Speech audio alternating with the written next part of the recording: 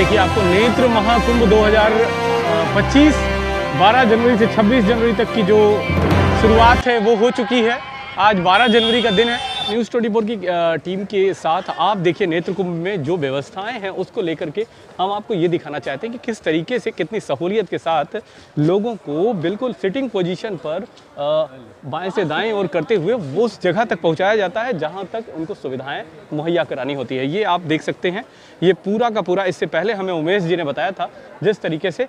आज हम चंद्रशेखर जी से बात करेंगे और आपको ये दिखाएंगे कि किस तरीके से नेत्र कुंभ को लेकर के जो तमाम प्रक्रिया है आँखों के सफल इलाज के लिए वो पूरी हो रही है। और इसके बीच में आप देखिए तमाम तबके के लोग यहाँ पर मौजूद हैं जो आँखों का परीक्षण कराने के लिए इस नेत्र कुंभ में आए हुए हैं। आज 12 जनवरी का दिन है और पहले ही दिन जिस तरीके से जो व्यवस्थाएं हैं वो लाजवाब हैं, देखने लायक है। बिल्कुल आराम से एक सिस्टम बनाया गया है। जिस तरीके से भूल भुलैया में मेला प्रशासन बनाता है उसी तरीके से नेत्र कुंभ में एक अलग तरीके का कुंभ और अनूठा और अनोखा कुंभ देखने को आपको मिल सकता है। अभी हम अंदर चल करके भी आपको दिखाएंगे कि किस तरीके की व्यवस्थाएं वहाँ पर इन जनमानस के लिए मौजूद है। राजेश जी, हमारी तैयारियां में राजेश प्रताप, जन प्रबंधन का कार्य मुझे यहाँ पे नेत्र कुंभ में दिया गया है, क्राउड कंट्रोल का। तो यहाँ पे हम लोगों का जो लक्ष्य रखा गया है कि प्रतिदिन 10,000 लोगों से अधिक लोगों को नेत्र परीक्षण और उसमें आवश्यकता अनुसार जिसके चश्मे की आवश्यकता पड़ती है उसको चश्मा निःशुल्क वितरण कीजिए जो बगल पंडाल में है। और किसी के आँख के ऑपरेशन की आवश्यकता पड़ती है तो हमारी एम्बुलेंस है, क्या कहते हैं, हमारे जो श्रद्धालु आ रहे हैं उनसे विनम्र भाव से और उनके अतिथि देवो भव के आधार पर हम उनको अतिथि मानते हुए उनका नेत्र परीक्षण कराते हैं। तो ये थे राजेश प्रताप जी जो बता रहे थे कि बेहद आसान तरीके से जब अर्धकुंभ में हमने जो तैयारियां की थी उसको लेकर के ये एक एक्सरसाइज थी जिसको पूरा कर लिया है। और अब महाकुंभ में यही सब कुछ होने वाला है। जैसा कि उमेश जी ने भी बताया था कि लगभग करोड़ों श्रद्धालु यहाँ पर आएंगे और इस नेत्र महाकुंभ का लाभ उठा करके अपने आँखों के साथ वापस जाएंगे। देखिए ये यहाँ पर लगी हुई है OPD 1। अभी हम जब अंदर चलेंगे तो देख पाएंगे कि OPD 1 के साथ साथ तमाम ऐसी OPDs, 2 सेक्शन है, OPD 1 और OPD 2। हम एक बार देखना चाहेंगे थोड़ा सा। एक राउंड में 32 मरीज जाते हैं। OPD 1 में 32 मरीज, दूसरे राउंड में OPD 2 में 32 मरीज, एक साथ में 32 का रैक छोड़ते हैं और वो 32 विथिन आधे घंटे के अंदर अपना चश्मा प्राप्त कर सकते हैं पूरे उनकी चेकिंग प्रोसीजर के साथ में। किसी भी प्रकार की लाभार्थी को कोई भी दिक्कत नहीं महसूस हो सकती है जब तक वो अपना चेकिंग करा के बाहर निकलेगा। उसके चश्मे के साइज के अनुसार परीक्षण करके चश्मा उपलब्ध मिल जाएगा। OPD 1 box 2, OPD 1 box 2।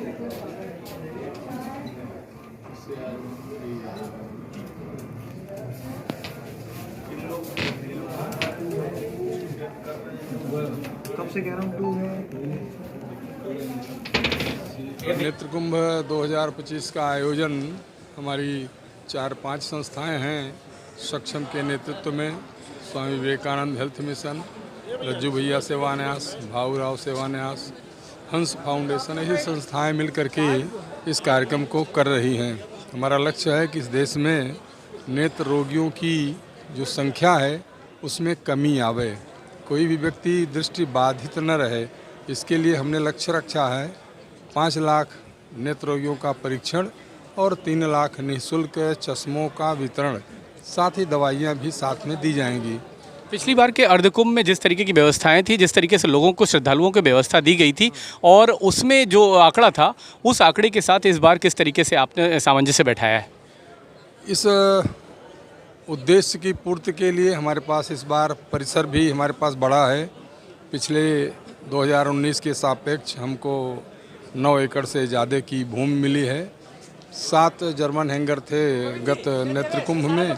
इस वर्ष 11 जर्मन हैंगर के साथ हम अपनी कार्य 20 OPD के साथ इस बार हम 40 OPD चला रहे हैं और बराबर रोगियों की संख्या बढ़ती जा रही है। अच्छा, स्नान के दिन भी क्या ये व्यवस्थाएं जारी रहेंगी या फिर स्नान के दिन आपको रोकेंगे? स्नान के दिन सभी कार्यकर्ता बंधुओं की भी अपेक्षा होती है कि वो भी इस पुण्य अवसर का लाभ उठावें और संगम और गंगा जी में डुबकी लगावें।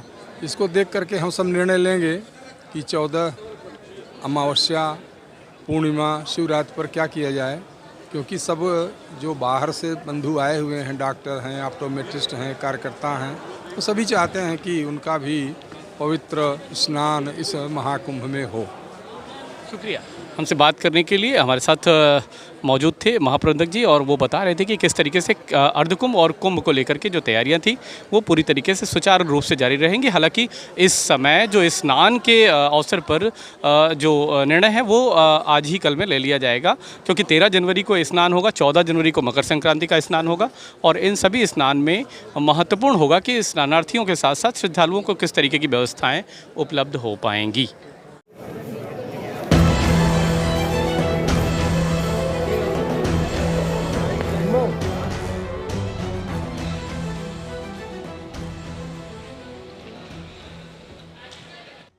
एक घंटे में सभी लोग खाना वाना खाना रजिस्ट्रेशन के बाद कितना वेट करना पड़ेगा? रजिस्ट्रेशन करवाइए, रजिस्ट्रेशन के साथ आपको टोकन है मिलेगा। टोकन मिलने के बाद आप लाइन में आइए। लाइन में आपको यहाँ थोड़ा वेट करना पड़ेगा, जैसे नंबर आएगा सबका। फिर उसके बाद आपका प्राइमरी चेकअप है। फिर यहाँ से आपके आँखों में जो भी परेशानी है उसके हिसाब से आपको डॉक्टर के पास भेजा जाएगा। फिर वहाँ से अगर चश्मे की ज़रूरत है तो चश्मा दिया जाएगा, दवाई की ज़रूरत है तो दवाई दी जाएगी, और चश्मे की ज़रूरत है तो फिर आपको आगे भेज दिया जाएगा, दवाई की ज़रूरत है तो आपको यहीं से फ्री करके बाहर भेज दिया जाएगा।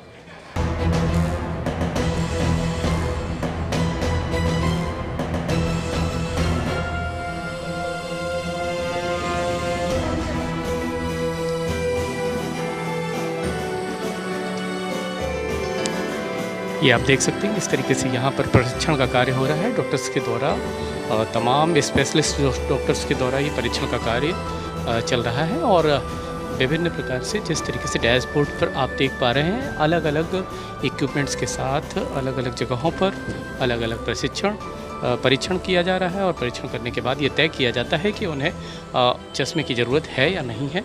और इसके बाद आप देख सकते हैं ये डॉक्टर्स यहाँ पर मौजूद हैं, जिससे सारी प्रक्रिया पूर्ण होती है। ये आप देख करके अनुमान लगा सकते हैं कि नेत्र कुंभ में किस तरीके से कुशल नेत्र चिकित्सकों के द्वारा तमाम व्यवस्थाएं की गई।